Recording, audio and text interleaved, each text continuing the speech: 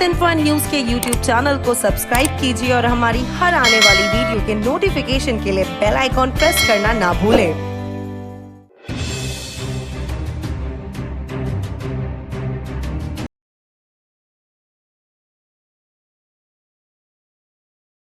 नमस्कार।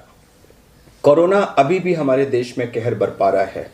वैक्सीनेशन सबसे इफेक्टिव तरीका है इसकी ट्रांसमिशन साइकिल को रोकने का, लेकिन देश में अभी भी लोगों में वैक्सीनेशन को लेकर तरह तरह की भ्रांतियां हैं। हम इस वीडियो में उन भ्रांतियों को एक एक करके एड्रेस करेंगे। अगर हम सारे सवालों को देखें तो उनको एक 3 मोटे मोटे ग्रुप्स में बांटा जा सकता है। एक, कौन वैक्सीन लगवाए और ना लगवाए, कौन सी लगवाए, कब लगवाए, इत्यादि इत्यादि। दूसरा, कोविड होना और वैक्सीनेशन उनका आपस में क्या रिश्ता है। और तीसरा, क्या विदेशी वैक्सीन्स के लिए इंतजार करना बेटर है। तो जल्दी जल्दी तीनों सवालों को एड्रेस करते हैं। पहला, कौन वैक्सीन लगवाए और कौन ना लगवाए। तो इसमें हम कौन ना लगवाए को पहले एड्रेस करते हैं। आज 15 मई को भारत सरकार की जो गाइडलाइंस हैं उसके अनुसार 18 साल से कम उम्र के बच्चे, गर्भवती महिलाएं और वो महिलाएं जो अपने शिशुओं को दूध पिला रही हैं यानी लैक्टेटिंग मदर्स, इन 3 ग्रुप्स को अभी वैक्सीन लगाने की एडवाइस नहीं है। इनको छोड़कर सभी लोग वैक्सीन लगवा सकते हैं। ये तो हुआ कौन ना लगवाए। अब कौन लगवाए। हमें अक्सर सुनने को मिलता है कि सर हमको डायबिटीज़ है, हाइपरटेंशन है, हार्ट डिजीज़ है, सीओपीडी है, ट्यूबरकुलोसिस है, हमारा पहले कोई लंग का, ब्रेन का, नेक का, पेट का, गायनी का, ऑर्थोपेडिक्स का, शरीर में कहीं भी कोई ऑपरेशन हो चुका है, या हमें लिवर की, लंग की, किडनी की, जोड़ों की, गठिया की, वगैरह वगैरह वगैरह कोई बीमारी है, पास्ट में कैंसर हो चुका है, ऑपरेशन हो चुका है, कीमोथेरेपी मिल चुकी है, हम स्टीरॉइड्स पे हैं, हमें तरह तरह की और बीमारियां हैं, वगैरह वगैरह वगैरह, मिर्गी का दौरा पड़ता है, बहुत लंबी लिस्ट है बीमारियों की जो लोगों को होती है। तो इन सारी लंबी लिस्ट का एक आंसर है कि आप सब लोग वैक्सीन लगवा सकते हैं। और एक्चुअली वैक्सीन का फायदा बाकी लोगों के मुकाबले आपको ज्यादा होगा, क्योंकि इनमें बहुत सारी ऐसी बीमारियां हैं जो कोविड की उन कोमॉर्बिडिटीज में आती हैं जिनके होने पर कोविड होने का खतरा और कोविड से मृत्यु होने का खतरा ज्यादा होता है। तो ये लोग अगर वैक्सीन लगवाएंगे तो उनको तो फायदा बाकी जनसंख्या से ज्यादा होगा। बहुत अक्सर सवाल पूछा जाता है कि स्टेंट पड़ा हुआ है हार्ट में, हम ब्लड थिनर्स पे हैं, क्या हम वैक्सीन लगवा सकते हैं। पुनः आंसर है कि यस, आप वैक्सीन लगवा सकते हैं। केवल एक कैटेगरी है जो एंटी कोएगुलेंट्स होते हैं, जिनके हार्ट वेल्व वगैरह होते हैं, और वो दूसरी तरह की एंटी कोएगुलेंट्स। ब्लड थिनर्स एक अलग चीज है, एंटी कोएगुलेंट्स अलग चीज है। एंटी कोएगुलेंट्स वाले लोग ना लगवाएं, उनको उसकी डोज मॉडिफाई करनी होती है। और एक बीमारी है हीमोफीलिया, वो लोग भी डॉक्टर की सलाह लें, उनको अपनी डोज वगैरह एडजस्ट करनी होती है। इनको छोड़ के बाकी सब लोग लगवा सकते हैं। हाँ, अगर आपको करेंटली कोविड है या कोई भी दूसरा एक्टिव फिब्राइल इलनेस है तो उस समय इन्फेक्शन ये वैक्सीन ना लगवाएं। आपको कम से कम 1 महीने का इंतजार करके उसके बाद लगवाना चाहिए। तो पुनः मैं रिपीट करूंगा कि कोई भी बीमारियां हो, आप वैक्सीन अवश्य लगाएं। अगर आपको एलर्जी की हिस्ट्री है तो कृपया इस हिस्ट्री को आप डॉक्टर के साथ जहां आप जा रहे हैं शेयर करें। यह वैक्सीन का कॉन्ट्रा इंडिकेशन नहीं है। हाँ, थोड़े से एक्स्ट्रा प्रिकॉशंस लेने पड़ेंगे। अपने डॉक्टर के साथ अवश्य शेयर करें ताकि वो प्रिकॉशन ले सके। तो ये तो हमारे सवाल जवाब थे, कौन लगवाए कौन न लगवाए। दूसरा बिंदु आता है कोविड इन्फेक्शन और वैक्सीनेशन। मुझे पास्ट में कोविड इन्फेक्शन हो चुका है, मैं वैक्सीन लगवाऊं या न लगवाऊं। देखिए, कोविड इन्फेक्शन होने से बॉडी में एंटीबॉडीज बनती हैं और वो अभी एविडेंस के हिसाब से कम 3 से 6 महीने तक रहती हैं। लेकिन जरूरी नहीं है कि हर एक के बॉडी में बने, समुचित मात्रा में बने, और वो कितने समय तक लास्ट करें इसके बारे में अभी भी फाइनल आंसर नहीं है।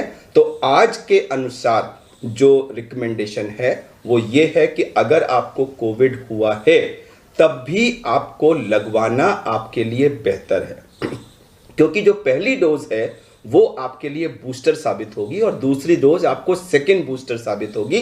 तो ये आपको फायदा ही करेगी, कोई नुकसान नहीं करेगी। हाँ, आपको जैसा मैंने पहले कहा कि कोविड इन्फेक्शन के बाद कम से कम 1 महीना या 6 हफ्ते वेट करें। कुछ लोग कहते हैं कि 3 महीने तक भी हम वेट कर सकते हैं। सीडीसी 3 महीने का वेट करने के लिए कहता है, क्योंकि जो एंटीबॉडीज बनती हैं वो शायद हमें 3 महीने तक प्रोटेक्शन देती हैं। तो आप 1 महीने से 3 महीने के बीच में कभी भी लगवा सकते हैं, लेकिन वैक्सीन लगवाएं अवश्य। अब इसी का दूसरा बिंदु है कि आपने पहली डोज लगवाई और उसके बाद आपको कोरोना हो गया, तो फिर आपको जब आपको कोरोना हुआ है उसके बाद 4 से 6 हफ्ते का वेट करना है। कोवैक्सीन में आज की तारीख में हम 4 से 6 हफ्ते का गैप कह रहे हैं पहली और दूसरी वैक्सीन के बीच में। तो हो सकता है उसका वजह से आपकी दूसरी डोज थोड़ी सी डिले हो जाए, कोई बात नहीं, उसको लगवाना अवश्य है। दूसरी डोज किसी भी कीमत पर मिस ना करें। कोविशील्ड के लिए आज की तरह करंट गाइडलाइंस हैं कि 12 से 16 हफ्ते के बीच में लगनी चाहिए। तो उस बीच में अगर आपको कोविड हुआ है तो आपको सफिशिएंट टाइम मिलेगा, आप उसके बाद लगवा लें।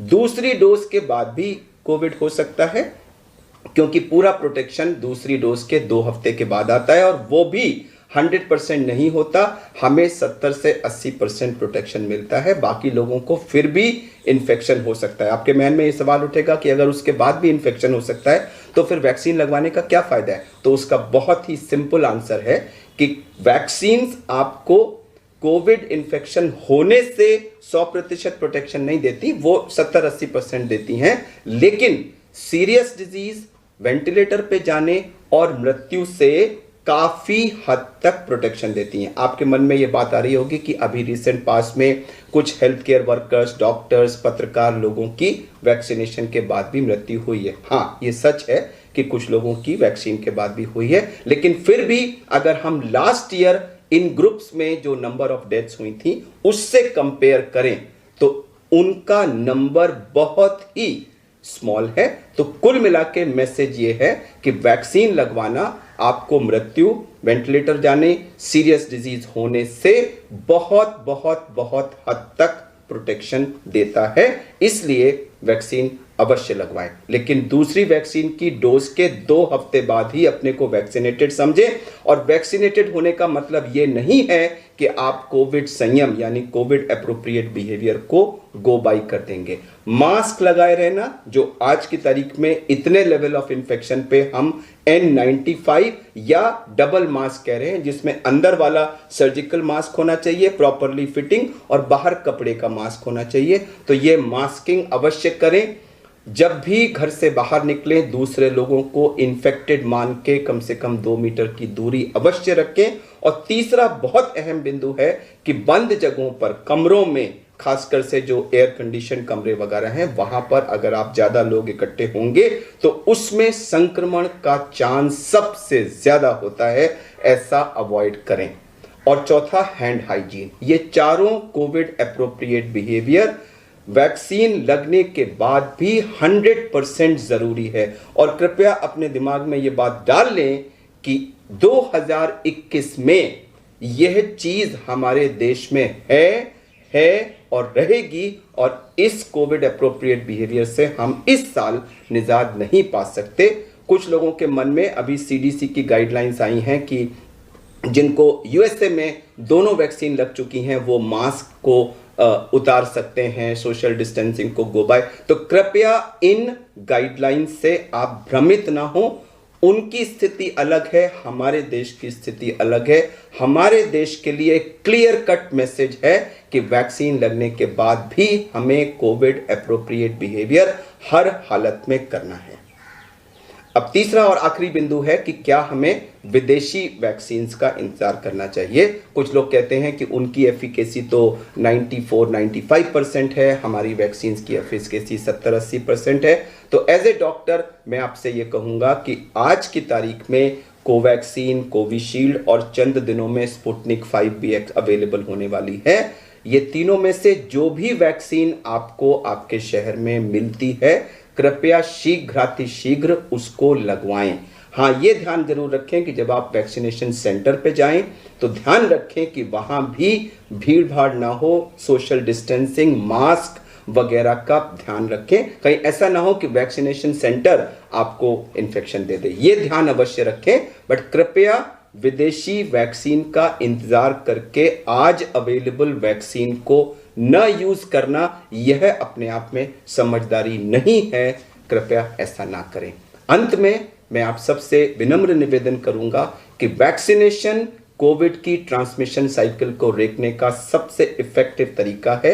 2 वैक्सीन्स अभी देश की और स्पुतनिक 5 जो बाहर से आई है, ये तीनों अवेलेबल हैं, तीनों अच्छी हैं, तीनों इफेक्टिव हैं। आपके शहर में जो अवेलेबल हो शीघ्रातिशीघ्र इसको लें। इससे जुड़ी हुई किसी भी भ्रांति पे, व्हाट्सएप यूनिवर्सिटी की खबरों पर विश्वास न करके इस वीडियो में दी गई साइंटिफिक जानकारी को मानते हुए कृपया वैक्सीन लगवाएं और देश में कोरोना की संक्रमण की साइकिल को रोकने में मदद करें। धन्यवाद। हेल्थ इन्फो न्यूज के यूट्यूब चैनल को सब्सक्राइब कीजिए और हमारी हर आने वाली वीडियो के नोटिफिकेशन के लिए बेल आइकॉन प्रेस करना ना भूलें।